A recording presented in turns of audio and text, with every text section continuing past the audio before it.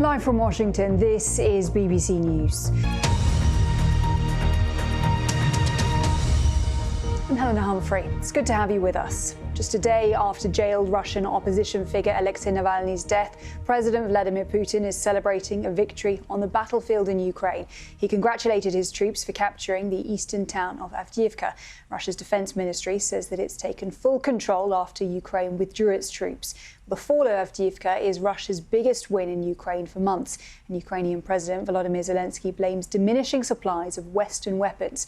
After US President Joe Biden spoke with Mr. Zelensky on Saturday morning, the White House said that Ukrainian soldiers had to ration ammunition due to dwindling supplies as a result of congressional inaction.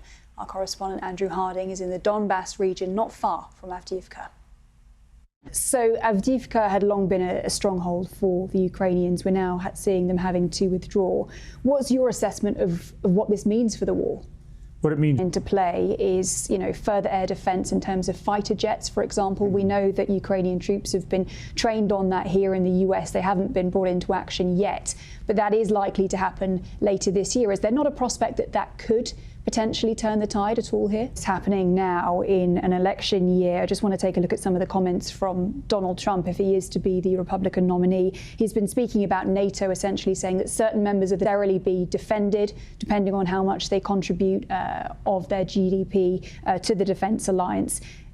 With your experience of NATO, how do you think NATO leaders would go about dealing with that if we do see another Trump presidency? What does this say about the strength of the Russian president right now in what appears to be an increasingly multipolar world? Colonel Joe Pacino, former communications director for US Central Command. As ever, great to have your analysis.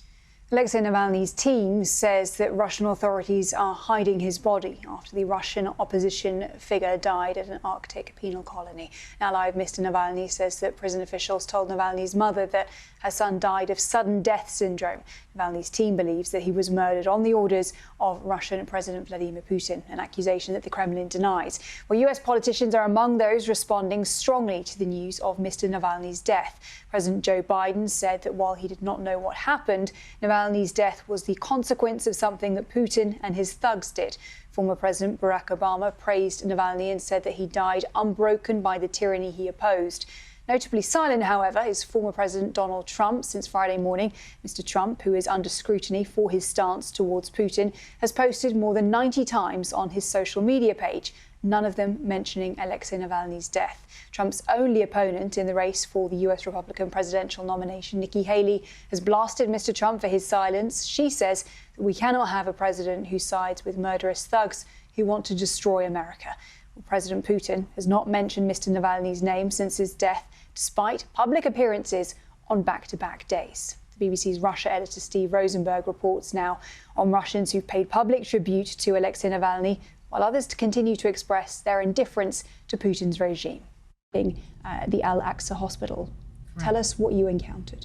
I worked at one of the... For Palestinians who stayed behind, who off the clock when they're not being doctors and nurses, and some of them have decided to stay to give that medical care.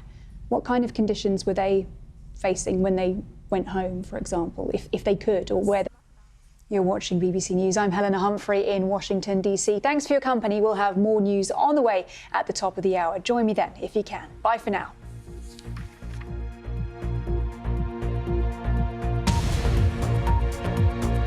Thanks for your company. More news at the top of the hour. Join me then if you can. Bye for now.